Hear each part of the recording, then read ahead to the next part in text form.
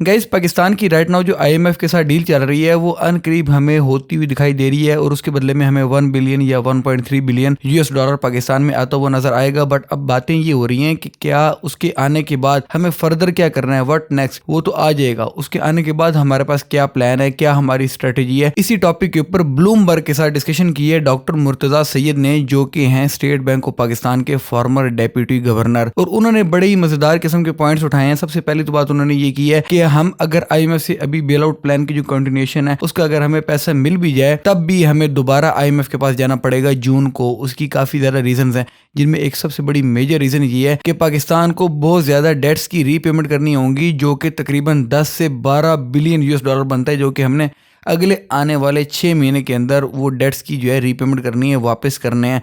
वो भी ज़ाहिर बात है कि हमें कहीं ना कहीं से पैसा चाहिए होगा, बगैर पैसे के हम कैसे रीपेमेंट करेंगे।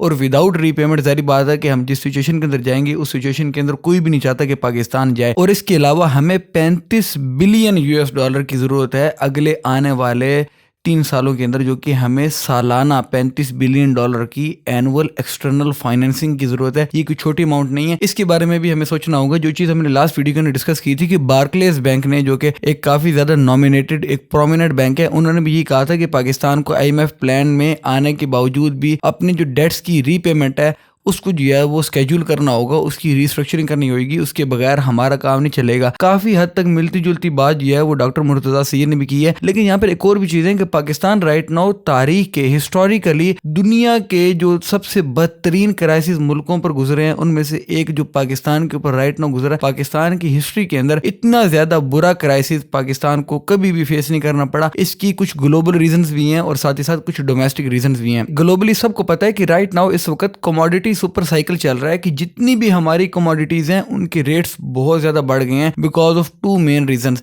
सबसे पहली जो सबसे बड़ी रीजन है वो ये है कि पोस्ट पैंडेमिक जारी बात है कि कोविड-19 जब खत्म हुआ तो उसके बाद जो डिमांड बढ़ी है, जिसकी वजह से हर चीज का रेट अचानक से जो है वो बढ़ा है। That's called demand pull inflation. और हम लोग पाकिस्तान के अंदर जारी बात है कि उसका भी शिकार हुए हैं, जो कि ग्लोबली बढ़ी है। इसके साथ साथ एक और वजह भी है कि बहुत सारे मुल्क ऐसे हैं जो कि अपना इंफ्रास्ट्रक्चर बहुत ज्यादा डेवलप कर रहे हैं और इंफ्रास्ट्रक्चर के इतना ज्यादा डेवलप करने की वजह से भी इन सारी की सारी कमोडिटीज की जो डिमांड बढ़ी है उसका भी असर पाकिस्तान के ऊपर पड़ा है। और पाकिस्तान के ऊपर इसके साथ साथ एक और भी चीज हुई है कि अप्रैल के अंदर जो नो कॉन्फिडेंस मोशन पाकिस्तान में किया गया था, जिसकी वजह से एक पॉलिटिकल डेमोक्रेटिक गवर्नमेंट को हटाकर दूसरी ऐसी गवर्नमेंट को लाकर बिठा दिया गया जिसके ऊपर किसी को भी इतना ज्यादा ट्रस्ट नहीं था। और जहां पर ट्रस्ट नहीं होता, देखें इकोनॉमी जो होती है ना वो कंप्लीटली पैरेलल होती है पॉलिटिक्स के। पॉलिटिकल स्टेबिलिटी अगर मुल्क में नहीं होती तो उस मुल्क के अंदर इकोनॉमी भी स्टेबल नहीं होती। जहां पर हमें अप्रैल से पहले अपनी एक्सपोर्ट्स बढ़ती नजर आ रही थी, हमें आईटी सेक्टर के अंदर एक बड़ी ही जबरदस्त किस्म की ग्रोथ देखने को मिल रही थी। फ्रीलांसिंग कम्युनिटी के बारे में किसी ने भी इतना ज्यादा कभी भी नहीं सोचा था जितना कि हमें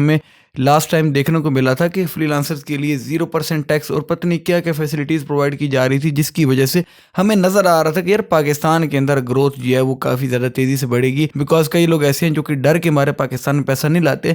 जब उनको पाकिस्तान के अंदर स्टेबिलिटी नजर आएगी, उनका ट्रस्ट डेवलप होगा, तो जाहिर बात है वो भी पाकिस्तान के अंदर अपना पैसा लेकर आएंगे। आपको इस बात का पता होगा कि दुबई के अंदर टॉप 10 प्रॉपर्टी के रियल एस्टेट के जो इन्वेस्टर्स हैं उनमें पाकिस्तानी भी आते हैं। तो वो पाकिस्तानियों को जब ट्रस्ट पाकिस्तान के ऊपर डेवलप होगा तो पाकिस्तान के भी डिफरेंट इंफ्रास्ट्रक्चर प्रोजेक्ट्स के अंदर वो इन्वेस्ट करेंगे। डिफरेंट किस्म के सिनेरियोज हैं, रियल एस्टेट है और डिफरेंट इन्वेस्टमेंट अपॉर्चुनिटीज पाकिस्तान के अंदर खुल जाएंगी, जिसकी वजह से वो लोग पाकिस्तान के अंदर भी अपनी इन्वेस्टमेंट करने को प्रेफर करेंगे। और एक बहुत ही ज्यादा इंटरेस्टिंग काम आईएमएफ की तरफ से भी किया गया है कि आईएमएफ ने एक बड़ी ही इंटरेस्टिंग किस्म की बात की है कि हम चाहते हैं, दैट्स व्हाट आईएमएफ सेड, कि हम चाहते हैं कि पाकिस्तान की जो एलीट्स हैं उनके ऊपर से सब्सिडीज हटाई जाए और उनको टैक्स किया जाए एज कम्पेयर टू पूरे पीपल। जो गरीब लोग हैं उनके ऊपर इतना ज्यादा बर्डन ना डाला जाए। सारे का सारा बर्डन जो उठा के हम गरीबों पर डाल देते हैं उसको स्प्लिट आउट किया जाए और ज्यादा बर्डन उन लोगों के ऊपर किया जाए जो लोग उसको बर्दाश्त कर सकें। और उसके फिर तासुरात हमें पाकिस्तान के अंदर देखने को भी मिले हैं कि पाकिस्तान के अंदर भी लोगों ने इसके ऊपर फिर आवाज उठानी शुरू की है कि जो एलीट है पाकिस्तान की वो क्यों नहीं इस हिसाब से अपने टैक्सेस पे करती, उनको क्यों इतनी ज्यादा सब्सिडीज प्रोवाइड की जाती हैं, जबकि जो सब्सिडीज के रियल हकदार हैं